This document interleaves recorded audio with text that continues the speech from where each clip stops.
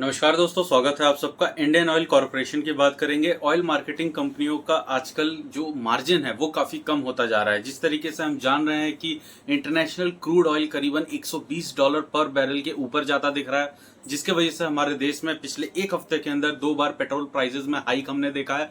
और उसी के साथ जो ऑयल कंपनियां हैं, जितनी भी ये रिफाइनरीज है, इन सबके जो मार्जिन है, जो प्रॉफिट मार्जिन है, इसके ऊपर काफी ज्यादा दबाव आ रहा है। लेकिन इसमें एक बात सच ये भी है कि पिछले एक साल में, अभी से पहले के 1-2 साल में कंपनियों ने काफी ज्यादा अच्छा खासा मोटा मुनाफा भी कमाया है। जब इंटरनेशनल क्रूड ऑयल का दाम $60-70 पर बैरल तक था, तब भी इन कंपनियों ने इन्हीं रेटों के आसपास अपने पेट्रोल को सेल किया था, डीजल को और बाकी लुब्रिकेंट और जितने भी पेट्रोलियम प्रोडक्ट है उन सब का रेट इसी के आसपास था, जहां पे उन्होंने काफी अच्छा खासा मार्जिन कमाया था। लेकिन आज के समय में उन्होंने पेट्रोल प्राइसेस के हाइक ना करके ये चीज दिखाया है कि हमने जितना भी पहले बेनिफिट कमाया था उन रिजर्व से ही अभी तक हम आम जनता को ये हेल्प दे रहे थे। लेकिन फाइनेंशियल्स के आधार पे यहाँ कंपनी लिस्टेड है, जैसा कंपनी प्रॉफिट करेगी वैसे ही स्टॉक प्राइस में वो रिटर्न देखने को मिलेगा।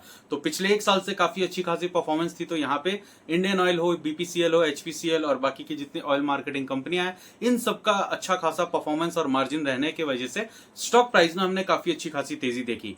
लेकिन फरवरी के बाद से जब यहाँ पे इंटरनेशनल जियोपॉलिटिकल सिचुएशन, उसी के साथ जो मिडिल ईस्ट के अंदर टेंशन है, खास करके ईरान, इजराइल और यूएस के बीच में ये जो कॉन्फ्लिक्ट चल रहा है, जिसके वजह से ऑयल की सप्लाई में दिक्कत आ रही है। स्ट्रेट ऑफ हार्मोज पे जो एक तरीके से जो ट्रांसपोर्ट है वो काफी ज्यादा बैन किया गया है। तो ये सब जो प्रॉब्लम्स है, इसके वजह से क्रूड ऑयल के प्राइसेस बढ़े हैं और यहाँ पे कंपनियों को मार्जिन कमाने में प्रॉब्लम हो रहा है।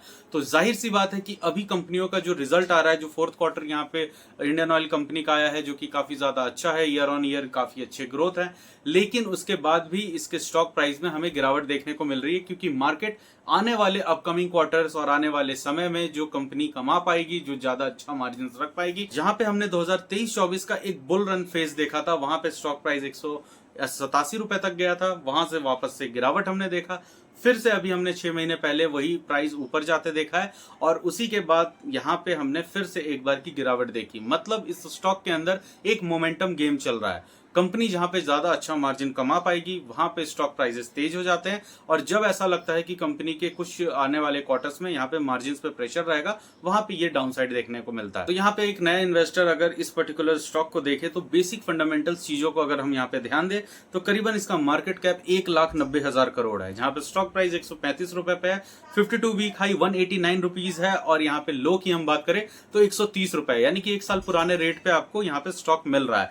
प्राइस टू अर्निंग वैल्यू की बात करें तो सिर्फ 4.5 का प्राइस टू अर्निंग वैल्यू है, यानी कि काफी अच्छा खासा आपको रेट पे ये इस समय ये स्टॉक मिल रहा है। लेकिन यहाँ पे ये जो प्राइस टू अर्निंग वैल्यू है, इसके पिछले एक साल के अर्निंग्स के हिसाब से है। तो प्रॉफिट पिछले एक साल में काफी अच्छा हुआ है, काफी शानदार प्रॉफिट है। अगला एक साल यहाँ पे प्रॉफिट कंपनी बना पाएगी कि नहीं, ये कंसर्न है। इसी की वजह से स्टॉक प्राइस यहाँ पे गिरते हुए देख रहे हैं। लेकिन उसके बाद भी कंपनी थोड़ा बहुत तो मार्जिन रखेगी, ऐसा नहीं कि घाटे का सौदा करेंगे, क्योंकि अब मार्केट रेट पे भी प्राइजेस चल रहे हैं फ्यूल के। साथ ही साथ बुक वैल्यू आप देखें तो ₹155 का बुक वैल्यू है, और बुक वैल्यू यहाँ पे करंट प्राइस से ज्यादा है, यानी कि फंडामेंटल्स काफी अच्छे हैं, क्वालिटी और वैल्यूएशन वाइज स्टॉक काफी ज्यादा अच्छा लग रहा है। डिविडेंड यील्ड के बारे में बात करें तो 5.22% का यहाँ पे डिविडेंड यील्ड है। साल में आपको एक एफडी जितना रिटर्न का अच्छा खासा यहाँ पे पैसा बना के देता है। साथ ही साथ जो कैपिटल का एप्रिसिएशन होगा वो एक अलग रिटर्न बन जाता है आपके लिए। अगर यहाँ पे हम इसके इस बार के फोर्थ क्वार्टर रिजल्ट को ही देखें तो इस बार इन्होंने 2,08,300 करोड़ के आसपास का रेवेन्यू जनरेट किया है, जो कि पिछले क्वार्टर में 2,05,000 करोड़ था, और सेम एक साल पहले सेम क्वार्टर में ही 1,95,000 करोड़ के आसपास था। और यहाँ पे अगर हम इसके नेट प्रॉफिट की बात करें फोर्थ क्वार्टर में तो करीबन 15,176 करोड़ का नेट प्रॉफिट था, जो कि पिछले क्वार्टर में 13,500 करोड़ था, और साल भर पहले इन्होंने सेम इसी क्वार्टर में 8,370 करोड़ के आसपास का नेट प्रॉफिट जनरेट किया था। यानी पिछले एक साल में काफी अच्छा खासा इनका नेट प्रॉफिट बढ़ा है। यही चीज अगर हम सालाना आधार पे देखें तो पूरे एक साल में, पिछले एक फाइनेंशियल ईयर के अंदर इन्होंने 7,84,000 करोड़ का रेवेन्यू जनरेट किया, जहां पे इनका नेट प्रॉफिट 43,677 करोड़ का आया, ₹30 पर शेयर के आसपास का इन्होंने अपना प्रॉफिट दिखाया है। आप 2025 का फाइनेंशियल ईयर देखें तो 7,58,000 करोड़ का रेवेन्यू, जिसके ऊपर नेट प्रॉफिट मात्र 13,780 करोड़। डेट की बात करें तो पिछले कुछ सालों से थोड़ा ही सही, लेकिन डेट इन्होंने बैलेंस भी किया है, थोड़ा कम भी किया है, लेकिन बहुत ज्यादा कम भी नहीं हुआ है। 1,32,000 करोड़ के आसपास का डेट अभी भी कंपनी के ऊपर है। साथ ही साथ यहाँ पे अगर आप शेयर होल्डिंग पैटर्न में देखें तो गवर्नमेंट की सबसे बड़ी हिस्सेदारी इसके अंदर है 51.50% की, जो कि गवर्नमेंट ऑफ इंडिया इसको ओन करती है।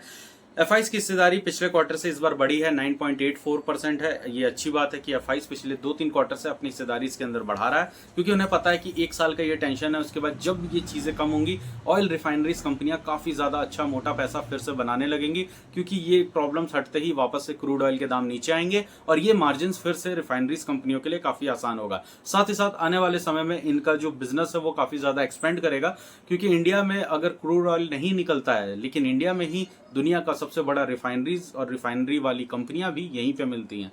तो दुनिया के जो बड़े कंपनियां जो क्रूड ऑयल निकाल रहे हैं, उनकी जो रिफाइनरी है या तो लड़ाई की वजह से खराब हो चुकी है, कई जगह वहां पे डिसमेंटल हो चुका है, काफी वहां प्रॉब्लम्स है, जो कि 3 से 5 साल का समय लगेगा उन्हें ठीक होने में।